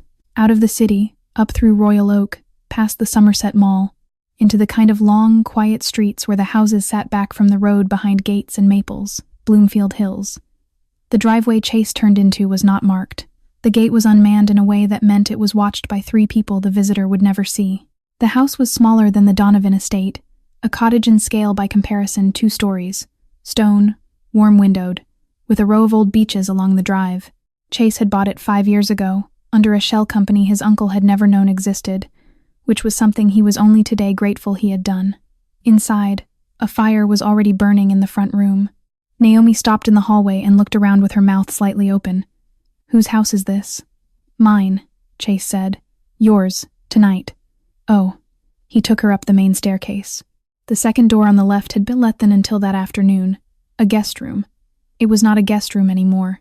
A housekeeper had spent the last 3 hours turning it into something else, under very specific instructions delivered by Silas at 1 in the afternoon. A 4-poster bed, small scale, with a cream canopy. A bookshelf that ran floor to ceiling along one wall, and on its shelves, 200 books in careful order, chapter books, poetry, a children's atlas, a row of mystery novels suitable for a 7-year-old, a desk by the window, a lamp with a fabric shade the color of a tangerine, and in the corner, taking up its own small square of floor, a second-hand upright piano, polished, tuned that morning, with a stool cushioned in dark green velvet. Naomi stood in the doorway. She did not move. "Did you get this for me, Uncle Chase? Your grandma told me you like to sing." Naomi made a sound that was halfway between a laugh and a hiccup. Then she ran. She crossed the room in 3 steps and wrapped both arms around Chase's leg, and buried her face against the side of his thigh. Chase went rigid. No one had done that to him in 30 years. Not at a funeral, not at a wedding, not in a hospital hallway. Children did not run at him, and adults did not embrace the head of the Donovan family. And the last person who had held him like he was a thing to be held had been a 7-year-old boy in the bottom of a linen closet. He looked down at the top of her head, at the uneven parts of her braids, slowly, not quite sure what the correct motion was. He lowered one hand and rested it on her hair. He patted her twice, awkwardly, the way a man who had not patted a child in his adult life might pat a child. In the doorway, Pearl pressed a knuckle to her mouth. Tears moved down her face, and she did not wipe them away. Hours later, with Naomi asleep and Pearl in the next room, Chase and Silas stood in the small back office of the Bloomfield house. A map of Detroit was laid flat on the desk, photographs along one edge, a laptop open, playing a soundless feed from 3 different cameras, 2 empty coffee cups, 1 full ashtray for a cigarette neither of them had actually smoked. "Saturday night," Chase said. "Vincent is hosting his 72nd birthday at the estate. Every capo in the city, lawyers, council members, the archbishop if he shows. It's the one night every year the whole table sits down in one room. That's our window. That's our window. But I will not walk into that room Saturday without evidence. Not a whisper. Not a theory. Evidence, audio, paper, photograph. Something Vincent cannot wave away, and something the men in that room cannot unsee. If we show up empty-handed, I'm dead by Sunday breakfast." Silas nodded. Marcus has evidence. 30 years of it. He's been keeping it alive to keep himself alive. It's the only reason my uncle hasn't buried him in concrete. We take it from Marcus. We flip the whole table. Without killing Marcus? Not yet. He's the only living witness besides Pearl. I need him on camera. Silas thought about it. "You're going to let him come at her. I'm going to let him think he's coming at her. We ambush. We take him alive. We extract the evidence and the confession, in that order. Using Pearl as bait. Using a stand-in," Chase said. His voice was level. "I'm not putting her in a room with that man. I'll never put her in a room with that man. Find a female agent your network. Off book. Off the family roster. Similar height, similar build, gray hair, brown coat. She walks in, we close the door behind her. There was a small sound at the doorway. Both men turned. Pearl Whitaker was standing there in her cardigan with her hands folded in front of her. She had been standing there for long enough to have heard all of it. She stepped into the room. No. Chase straightened. Mrs. Whitaker. It's me. Absolutely not. 30 years I ran because I was afraid of him, Pearl said, and her voice was low and even and somehow younger than it had been at any point in the last 10 days. 30 years I hid my face from a door because I thought if I looked at it, it would open. I'm done running, Chase. I will walk into that room. I will look the man who shot your mother in the eye, and you and I will finish what Eleanor started. Chase stared at her. In her eyes, the thin, fierce line of her mouth. The way her chin was up, he saw something he had not seen in 30 years. Not in any room, not in any mirror. He saw his mother. Thursday afternoon, Chase drove to Grosse Pointe Shores. He had not called ahead. Men in the family did not call ahead when they came to see Vincent Donovan on a weekday. That was one of the unspoken rules, and unspoken rules were the rules Vincent had built his life on. The estate at Lakeshore Drive was older than the Donovan estate in Grosse Pointe proper. Chase had grown up here from the age of 8 onward, which was the age at which his uncle had moved him out of the burned property and into this one. With the brisk, generous air of a man doing a necessary favor, Chase had learned to swim off the private dock out back. He had learned to hold a gun in the garden shed on the west side. He had celebrated 13 birthdays, 19 Christmases, and 1 wedding reception inside these walls. Tonight, the gravel drive sounded different under his tires. The houseman met him in the foyer. Mr. Donovan, your uncle is in the library. Chase walked through to the library without taking off his coat. Vincent was already standing when he entered, a man of 72, who moved like a man of 60. Trim, upright, white hair combed straight back, cashmere sweater the color of stone. He had kept the body of a man who had once personally done the kind of work he now paid others to do, and 30 years in an office had not softened his shoulders. He crossed the floor and took Chase by both arms. My nephew. He embraced him, briefly, with both hands flat against Chase's back. It's been too long, son. Sit, sit. Look at you. Chase sat in one of the 2 leather chairs by the fireplace. Vincent crossed to the bar, a cut crystal decanter. 2 snifters, warmed. The brandy from 78. I've been saving it. For what? For a visit from my nephew on a Thursday afternoon. Vincent handed him a glass. He did not sit. He remained standing at the mantel, one elbow on the carved wood, looking down at Chase the way he had looked down at him for 3 decades. How is business, Chase? Business is fine. I hear you've been spending your afternoons in an unusual place. The sentence landed soft and flat, the way a hand closes on a fly. Chase did not move. He lifted the brandy. He tasted it. He set it down. Eastern Market, Vincent said. Yes. Quaint neighborhood. Not exactly our portfolio. An area somewhat beneath the altitude of a man of your name, wouldn't you say? I'm surveying some assets there, Vincent smiled. It was the small, patient smile he had smiled at Chase's 14-year-old face, when Chase had brought home a report card with a single B, assets, he said, or an old woman who sells pickled beets. Inside his chest, Chase went perfectly, glacially still. He knows. He had suspected it when he walked through the front door. He had felt it when Vincent said son. But the confirmation, said out loud into a warm library at 4 in the afternoon, was nevertheless a cold thing. 30 years. His uncle had known for 30 years that somewhere in this country Pearl Whitaker was alive. He had known, or at least he had feared it, and the weight of that knowledge had shaped every conversation they had ever had about the fire, about Eleanor, about who Chase was and was not allowed to become. Chase let exactly 2 seconds pass. Then he smiled. You always knew everything, Uncle. I try. Vincent pushed off the mantel and took a slow circle behind Chase's chair, brandy cradled in one hand. You understand I only ask because I worry, Chase. You are the son of my brother. I raised you as my own. I don't want you tangled in things that are not worth your attention. That old woman is more dangerous than you think. Chase turned his head to follow him. How do you know her, Uncle? The circle stopped. For one full heartbeat, Vincent did not have an answer prepared. Then he laughed a warm, short, experienced laugh, and came back around to the front of the chair. I hear things, nephew. People talk. A man in my position hears everything, even the small things. That's all. Of course. Chase stood up. He set the brandy on the side table, half finished. He buttoned his coat. Thank you for the concern. Sit. Stay. I have some veal to cook. I have a call in an hour. Another time. Vincent walked him to the front door. He did it slowly. At the threshold, he placed one hand on Chase's shoulder and squeezed. the exact way he had squeezed Chase's shoulder every time Chase had left this house as a boy. "Chase, Uncle, remember something for me." "What's that?" "In this family," Vincent said, and his voice was gentle. "Loyalty is more important than truth. It always has been. It always will be." Chase looked at the hand on his shoulder. Then he looked up at his uncle's face. The same face that had leaned over him in his childhood bed after a nightmare. The same face that had stood beside him at his father's grave. The same face that 30 years ago had ordered a woman shot in a service hallway, while a 7-year-old boy crouched in the dark with a housekeeper's hand over his mouth. Chase smiled. "I'll remember, Uncle." He reached up, took Vincent's hand by the wrist, and moved it politely off his shoulder.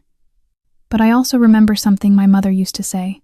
She said truth is the one thing nobody can kill permanently. You can bury it. You can burn a house down on it. But eventually it starts walking again." The warmth in Vincent's face slid, just for an instant, into something else. Chase did not wait for him to find his smile again. He stepped out into the gravel drive, pulled the door closed behind him, and walked to the car. Silas was already in the driver's seat. He did not ask. He simply started the engine and put the Escalade in gear. When they passed the gate, Silas said quietly, "He knows. He knows. How much?" Enough to have started the clock. Chase watched the trees of Lakeshore Drive slide past the tinted window, but not enough to know where she is, and not enough to know we know about Marcus. 48 hours, Silas. Drive. Silas drove. The Escalade rolled up the Bloomfield driveway a little after 7. Chase got out slowly. He had not spoken during the 40-minute ride from Lakeshore Drive. Silas, who had not needed him to, opened the front door and held it. "I'll be in the office," Silas said. "Go see the kid." Chase walked through the house. He could hear her before he saw her. The piano from the upstairs bedroom had been moved, by his instruction and without explanation, down to the front parlor that afternoon. He had done this because he had been unable to stop thinking, on the drive back from his uncle's house, about an 8-year-old boy who had once sat at a piano in a burning room, and about how he did not want a 7-year-old girl to have her music stashed somewhere a fire could reach. Naomi was on the bench now. She was in a pair of pajamas printed with tiny foxes, her feet not quite touching the pedals, her braids undone for the night and hanging loose. Her fingers were moving very carefully over the keys' scales, the way a child practices them, with small pauses to be sure she had the next one right. She heard him come in. She did not turn at first. "You're back." "I'm back." "You look tired, Uncle Chase." "I am tired. Come." She patted the space on the bench beside her without looking over her shoulder. She had said it the way a grandmother says it. Chase crossed to the piano and sat down. The bench was sized for one adult, which meant it was sized for one adult and one child with room to spare. Naomi scooted slightly to give him the left half. He let his forearm rest along the top of the fallboard. His other hand hung between his knees. "Grandma says singing makes your heart lighter," Naomi told him, still in the same matter-of-fact voice. "So I'm going to sing for you. You don't have to do anything. You just listen." "All right." She settled her hands, looked at the ceiling for the pitch, and began. The first note was not from the Sparrow song. Chase noticed because his whole body noticed. The song was slower, in a minor key that sat low in the chest, and the opening phrase, "The river don't know what it's carrying. The river only knows to go," rose out of the parlor air and landed on him like a hand he had not been ready to feel. He knew this one too, but not from Pearl. This was not the lullaby of a housekeeper at 2 a.m. This was the song a woman had once hummed under her breath while she moved through her own kitchen in stocking feet, stirring a pot, leaning against a counter, laughing once to herself at something she would not explain. This was his mother's song. His mouth moved, but no sound came out. Naomi sang the first verse through. She got to the end of it, hummed the turn, and started on the second. Chase made himself speak. His voice came out low and torn. "Naomi."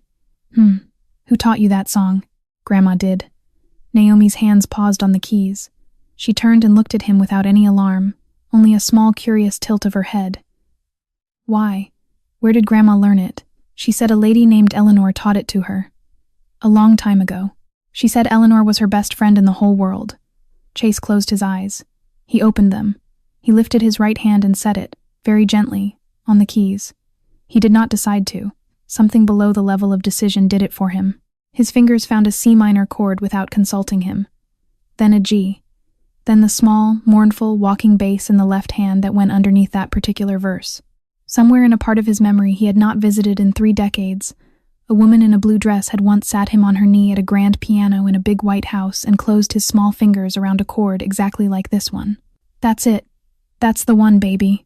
Feel it in your chest, not your fingers," he played. Naomi glanced down, saw his hand moving, and did not stop singing.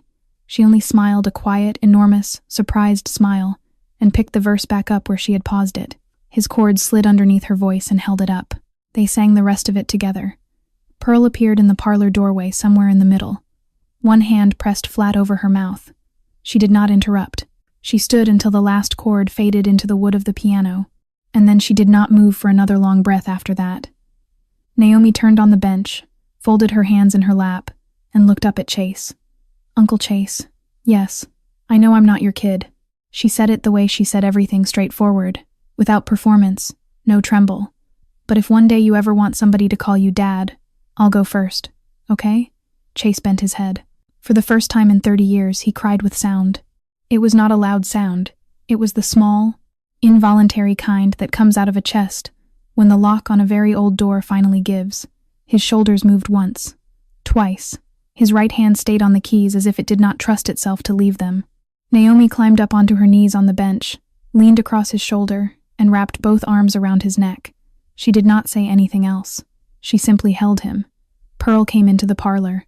She sat down on the far side of the bench, to Chase's right, close enough that her shoulder touched his.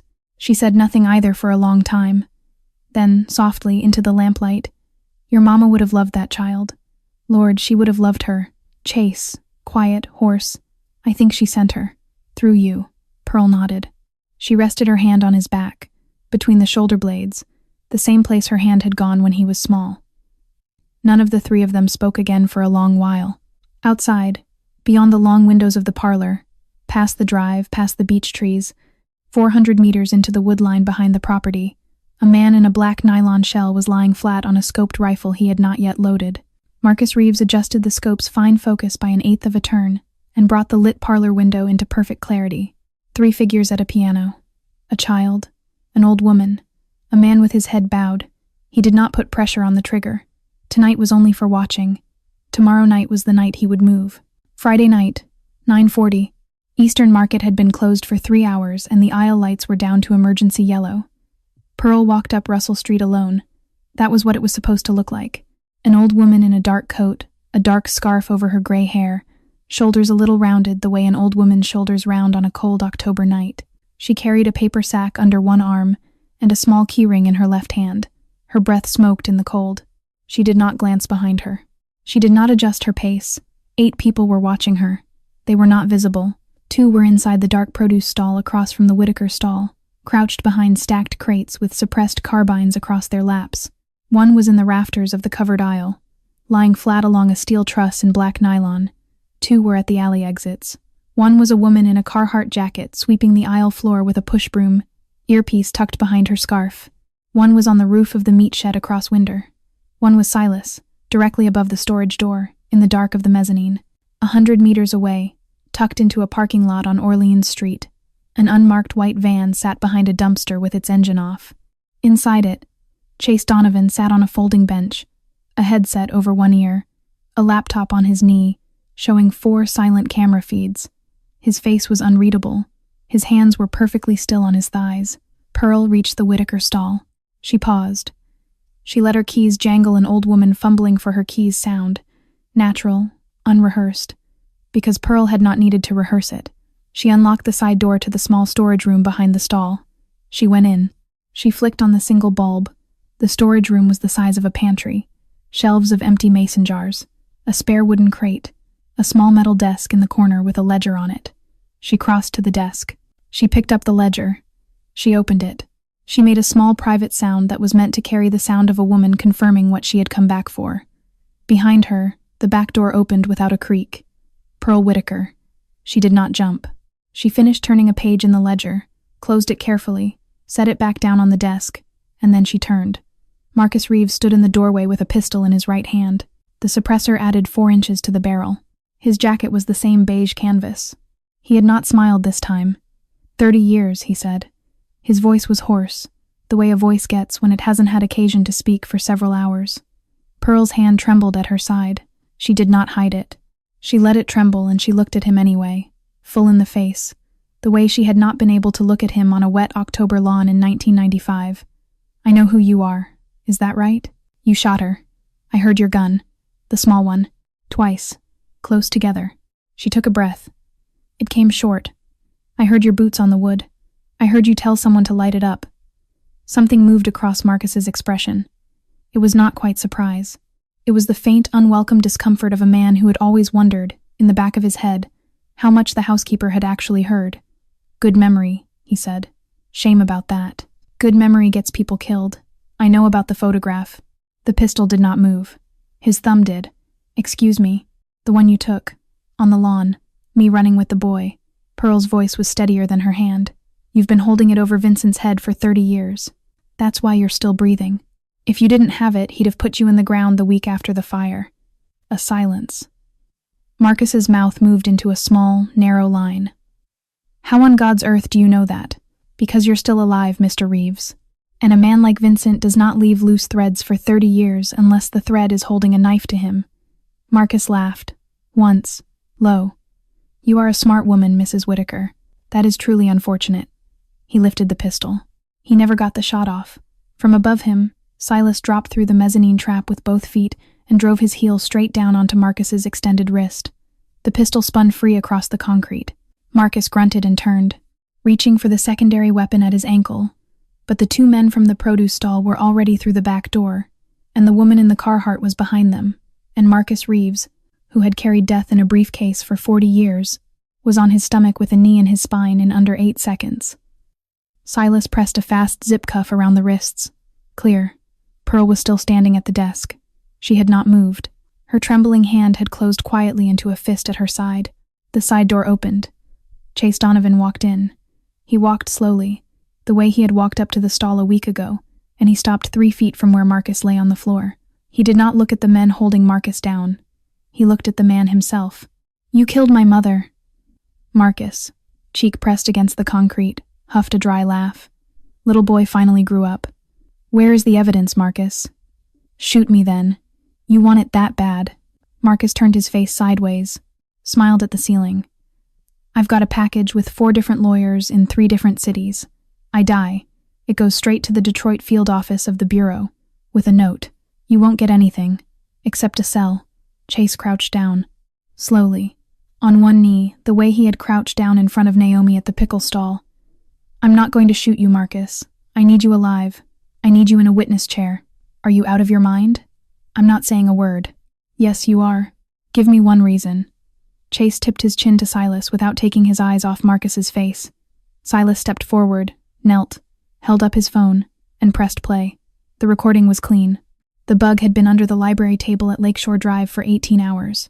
Vincent Donovan's voice came out of the small speaker in the quiet of the storage room, with the clarity of a man who had never doubted a room was his own. Clean on Pearl, then on Marcus. Sooner rather than later. He's gotten sentimental. The evidence will die with him. Handle it by Monday. Marcus's face went gray. He lay on the concrete for a long moment, eyes fixed on the stained wood above him, and said, very quietly, a single word that was not a word anyone once translated. Then, that son of a cooperate with me, Chase said. His voice was steady and almost gentle. You live. You testify. Prison, not a grave. That's the only door still open. Marcus closed his eyes. When he opened them, he looked at Chase for a long time. Then, he nodded once. They drove him downtown at 11:10. Marcus Reeves sat cuffed in the back of the unmarked van, flanked by 2 of Silas's men who did not speak. His mouth had settled into the stillness of a man who had just traded the rest of his life for some of it. Left. 2nd Drive. The building was a storage facility on Beaubien, 3 blocks from police headquarters, which struck Chase as the kind of grim joke only a career killer could appreciate. Private vault service, 24 hours, anonymous rentals. Marcus led them to Unit 341, rented for 30 years under the name Michael Hawthorne, attorney at law. Silas unlocked one cuff and kept the other attached to his own wrist. Marcus keyed in a combination. The door clicked. Inside was a steel box on a shelf and nothing else. He opened it. Envelope 1. Photographs. The top print was Pearl on a wet lawn in 1995. Barefoot, a child on her hip, a white house burning behind her. The second photograph took Chase's breath, Marcus and Vincent shaking hands on the same lawn, while the second floor still burned. A third, dated 2 days earlier, showed them meeting at a booth at Cliff Bell's. Envelope 2, a digital recorder and a typed transcript, one passage circled in red. Vincent, Eleanor will not agree. End her. The child stays. I'll raise him myself. Make it look like the house. Envelope 3, a ledger. 28 years of payments out of Donovan accounts through a Luxembourg trust into Marcus's false identities. $2,800,000 in a bookkeeper's neat hand. Chase laid each item out on the narrow shelf. He came to the last print, a Polaroid. His mother on the floor of the service hallway, taken from above. The way a man takes a photograph when he needs to prove to his boss that the job was done.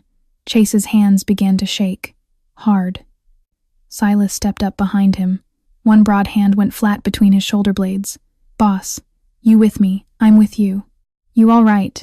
I'll be all right when my uncle sits in a cell. Chase put the Polaroid back. He closed the box. He turned to Marcus. All of it goes with us. Tonight. Marcus only nodded. At the safe house a little after 1, Chase made a call from a phone that had never dialed this number from this side of the law. Ramirez. Chase. I have it. All of it? Photographs, audio, ledgers, a living witness, cooperating. Jesus Christ. I need you at the Bloomfield address by 3. 2 people you trust. Nobody who has ever taken a Donovan check. A pause. Chase, you understand what this does to you. You'll have to sit in the chair yourself. Name your own involvement. Leave the family. Witness protection, possibly a year. And any crime of yours we can prove, we have to charge. Build the file. I'll sign every page. I want to walk out of this clean. Clean is not a word I've ever had in a sentence with your name. It is now. Why? Chase looked up through the kitchen doorway. A small foot in fox-printed pajamas dangled off the edge of a little bed upstairs. For a kid. What kid? My future adopted daughter. There was a very long silence on the other end. I'll be there by 3. Chase hung up. He climbed the stairs. Naomi's door was cracked. The tangerine lamp was on low. She was asleep on her back with her arms thrown over her head. One braid half undone. A small brown bear clamped in the crook of her elbow. The turtle keychain sat on the nightstand next to her glasses. Chase sat down on the edge of the bed. He smoothed the frizzy hair off her forehead with 2 fingers. She did not stir. He leaned close. His voice was barely a breath. I'm going to do this right. Naomi. For the first time in my life. I promise you. A soft movement behind him. Pearl stood in the doorway in her cardigan, the hall light behind her making a thin gold line around her silver hair. She did not come in. She only looked at him with the old, steady look she had begun to wear around him, the look of a woman who had once held a 7-year-old in the bottom of a linen closet and had been waiting, ever since, for the grown man to come back and let her finish the sentence. Your mama, she said softly, is smiling somewhere tonight, Chase. Chase bent his head over the sleeping child. He did not trust himself to answer. Saturday night, 8:14. The Donovan estate on Lakeshore Drive was lit from the gate to the water. Every window burned, strings of white lights along the old beaches, a quartet playing from the stone loggia.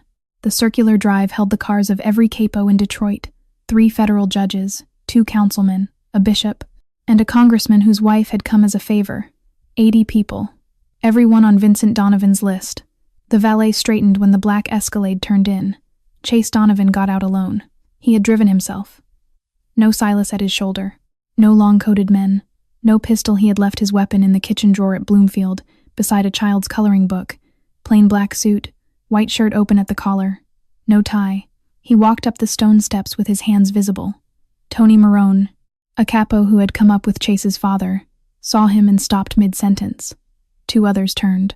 In seconds, the front of the party had gone quiet enough that the quartet's bowstrokes became the loudest thing in the room. Vincent heard the quiet. He excused himself and came through the crowd with his arms open. Nephew, you came. He embraced him. Chase returned the embrace, one hand flat between Vincent's shoulder blades. He leaned his mouth close to his uncle's ear. I know you killed my mother. Vincent's body stopped moving. I have the photographs, the transcript from Cliff Bell's, the ledger. Marcus is cooperating. The bureau is at your gate. You have 30 seconds, uncle. Walk out with your hands open, or I put you on the floor of your own library in front of the bishop. Chase stepped back. The smile was still on Vincent's face. Only the eyes had changed. "Nephew, are you making a joke?" Chase did not answer. He walked past him, up onto the low bandstand where the quartet had been playing. The cellist saw his face and lowered her bow. Chase took the microphone off the stand. "I have an announcement." The room stilled. The Donovan family, as everyone in this room knows, was built on a principle. That principle is family. Tonight I would like to recognize someone who has understood the truth of family for exactly 30 years. He looked at Vincent. He clicked the remote. The pull-down screen woke up. The first image was Eleanor in a blue dress in a garden. The room said softly, "Oh." The second was Eleanor on the floor of a service hallway with her eyes open. The room made a different sound. The third was the handshake on the burning lawn. The fourth was a waveform, and Chase pressed play. "Parend her. The child stays. I'll raise him myself. Make it look like the house." The congressman's wife put her hand over her mouth and did not take it down. Vincent moved. He crossed the 10 feet to the bandstand in 3 strides and lunged up for Chase's throat. He did not make it. Silas stepped out from behind the velvet curtain, where he had been waiting since 6, and took Vincent by both arms from behind in a hold he had learned, in a former life, from the army. Vincent's feet came off the floor. The front doors opened at the same moment. Agent Ramirez came in first, badge up, vest stenciled FBI, and behind her, 30 federal agents moved through the room with the quiet, polite efficiency of people who had studied the floor plan for 4 hours. Warrants went up. Names were called. Cuffs came out. Vincent Donovan and 11 capos were in federal custody in under 20 minutes. At the door, as they turned him, Vincent looked back. "You are your father's son, boy. My blood. My blood." Chase lowered the microphone. "No, I'm Eleanor Donovan's son, and I'm a human being, Uncle, which is something you never were." They walked him out. An hour later, the house was empty of everyone except agents taking photographs. Chase sat down in one of the leather chairs by the library fireplace, the same chair where he had tasted brandy at 4 p.m. 2 days ago and had pretended not to know what he already knew. For the first time in his adult life, something under his sternum loosened. It was not happiness. It was not grief. It was only done. A weight that had been fused to his ribs since he was 7 had fallen off and rolled away across the floor. Silas came in. He sat on the arm of the chair opposite, without asking. "It's done, boss." Chase closed his eyes. "Don't call me boss anymore, Silas. From tonight, just Chase." 6 months later, the federal case against Vincent Donovan had become the largest prosecution the Detroit field office had handled in a decade. Chase had sat in the chair. He had sat in it for 11 days.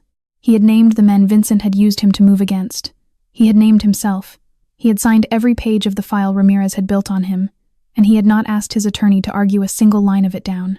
The ruling came in at 3 years of supervised probation, a condition of ongoing cooperation, and the forfeiture of roughly 80% of the Donovan assets, the portions the court could tie, through its own accountants, to criminal origin. What remained was still more than enough to carry 3 lives into 3 generations.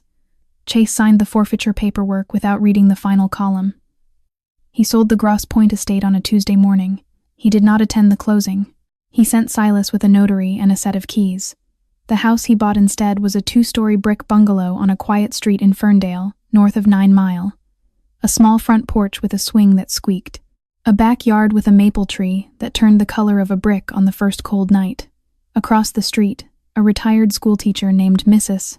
Beloit brought over a pan of banana bread on the first afternoon and did not ask a single question about what the man in the plain gray sweater had done to afford the place. Pearl took the bedroom on the first floor. Her knees, she had informed him with a dignity that had not permitted argument, had given all the stares they were going to give. Naomi claimed the room upstairs. Her window looked out onto the maple. A second-hand piano sat under the window now, moved from Bloomfield on the day the adoption paperwork was first filed. The adoption was not yet final. Family court moved at its own pace, and the judge had a long list of very reasonable questions. But the preliminary hearing had gone through, and Pearl had signed the primary guardianship papers, and Chase's name had been entered as co-guardian, with a provisional path to adoption pending a closing home study. On a Saturday morning in April, the 3 of them sat at a small round table in the Ferndale kitchen. Naomi had made pancakes. Half of them were charcoal. Chase ate his entire stack, char and all, with a fork, chewing the black parts slowly and with evident concentration. "Delicious," he said. Naomi, chin on her palm, watching him. "You're lying." Yes. Grandma, he's lying. Pearl spreading butter on a piece that had somehow survived. He's lying, baby. Naomi beamed. After breakfast, she asked, casually, in the voice she used when something was not casual, Uncle Chase. School has a parents' day today. Are you coming? Chase looked up, a careful look, the way a man looks when he is not sure whether he has been invited. I can come? Mrs. Harris said any person I think of as family. Chase set his coffee down. He looked out the kitchen window at the maple. He looked at Naomi. He looked at Pearl. I'm coming. That afternoon at Ferndale Elementary, Chase walked through the front doors in a plain blue button-down and a pair of jeans. He was recognized. 2 of the parents had followed the trial in the papers, and their eyes did the small involuntary widening that recognition produced. He smiled politely at them, nodded once, and kept walking. Mrs. Harris, a warm, round woman with a teacher's voice, had each child stand and introduce their visitors. When Naomi's turn came, she stood up, pushed her glasses up with one knuckle, and pointed. This is my grandma, Miss Pearl, and this is Mr. Pearl, Chase. He's my adopted dad. He didn't used to know how to say sorry. Now he does. The class laughed. Naomi sat down with dignity. Chase bowed his head and laughed quietly into his own chest. Under the small desk, Pearl reached over and patted the back of his hand, once, the way a person pats a hand that has finally, after a long lifetime, come to rest where it was always meant to be. And that is where we will pause this story. Because if you have been watching this far, there is something worth sitting with for a moment. A grown man had buried his mother for 30 years. He had buried her so completely that he had not noticed the shape of what he had become. And it was not a courtroom that reached him. It was not a bullet. It was not a confession. It was 6 words from a 7-year-old girl at a market stall on a Saturday morning. Did your mother not teach you how to act? Sometimes the people who change our lives do not arrive with speeches. They arrive with an untied shoelace and a question. Sometimes the family we spent our whole life looking for is standing 3 feet away behind a jar of pickled beets. And sometimes the bravest thing a human being can do is let themselves be loved by people who have every reason not to bother. If this story touched you in any way, please take a moment, tap the like button, subscribe to the channel, and share this video with someone you love. Every subscription, every share, every comment helps more stories like this reach more hearts. We would love to hear from you in the comments. Did a moment in Naomi, Pearl, or Chase's story remind you of someone in your own life? Is there a person you have been meaning to forgive or to return a call to? Tell us. We read every single comment, and your words may be exactly what another viewer needs to read tonight. Thank you for spending this time with us. We wish you good health, peaceful evenings, and a life that gets a little kinder, a little softer, one small moment at a time. Take care of yourself. Take care of the people near you. Goodbye for now, and we will see you in the next one.